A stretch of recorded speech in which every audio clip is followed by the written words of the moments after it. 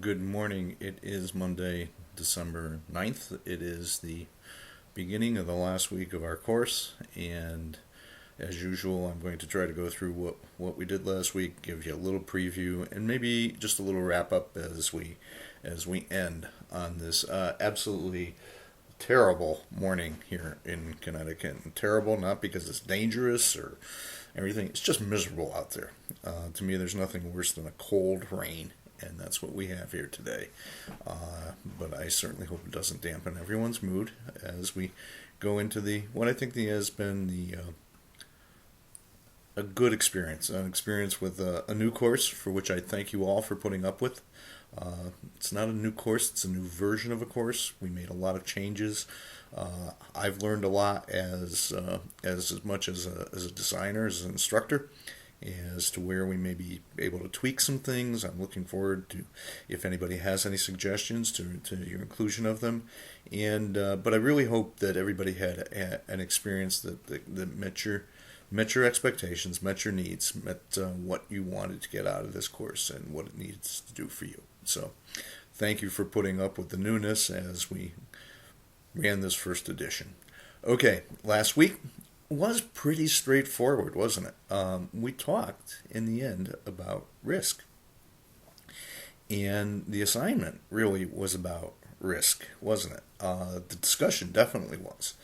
And this was one of those discussions where I just kind of read along because the intent of the discussion was not so much to cause a back and forth or an argument, if you will, but was to actually have people stop, sit back, and consider the concept of risk, because in business that's what we're always concerned with: minimizing and mitigating risk, understanding what is an appropriate level of risk.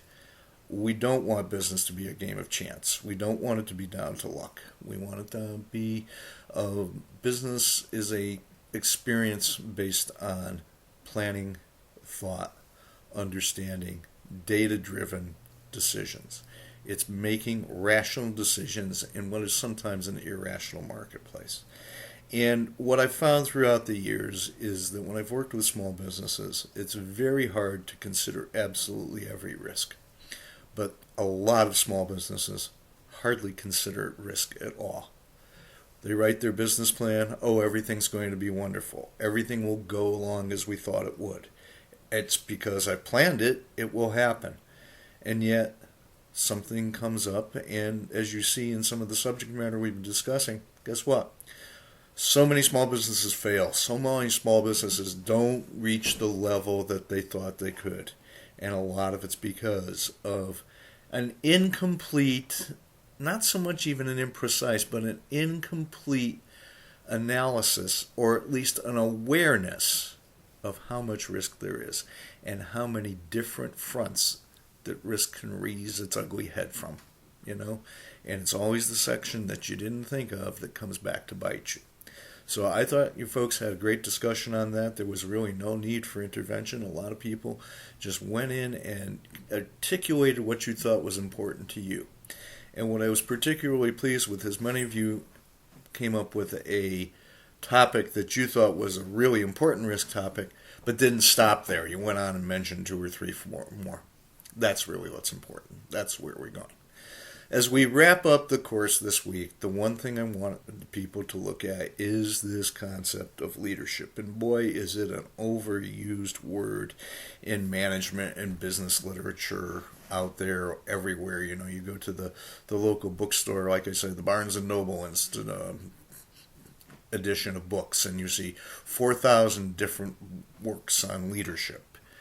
But so many of us think of those terms and everything in large organizations, large groups of people. Well, is it appropriate in a small business?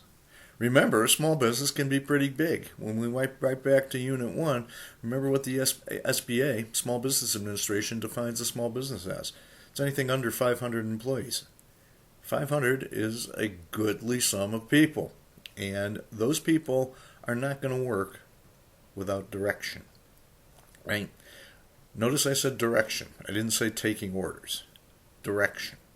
Because left on their own, left to their own devices, 500 people will have 500 different opinions and 500 different ways of doing things. Well, guess what? It's also the same, maybe even more intense, when you have, say, 5 people with 5 different ideas and 5 different ways of doing things. And maybe 5 different goals for being in that business. So I think the concept of leadership is something we really wanted to make sure that we touched on. And in asking you to discuss it, please just take sort of an expansive view. What does it mean? It's not just being the boss. I think we understand that. I do think we all probably understand by now, and having been involved in a business program, that, management and leadership are somewhat, if not quite somewhat, different things. And is there a place for leadership in small business? How critical is it? How well do you understand it? That's what we're looking at. So, in a nutshell, I think it's been a good course. I think the participation has been outstanding. Keeping up with these discussions has been no small challenge. Keeping up with the assignments has been no small challenge. I hope we find a lot about the course from you, as I said earlier. I hope it met your expectations. I hope it did for you what you needed it to do. And with that in mind, I just want to wrap it up by saying thank you.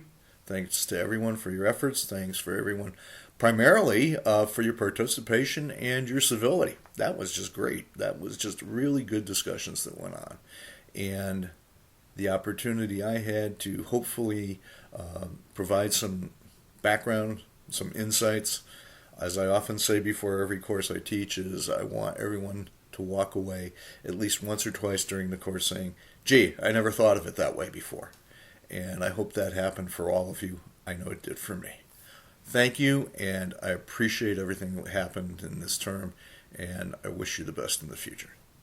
Thank you.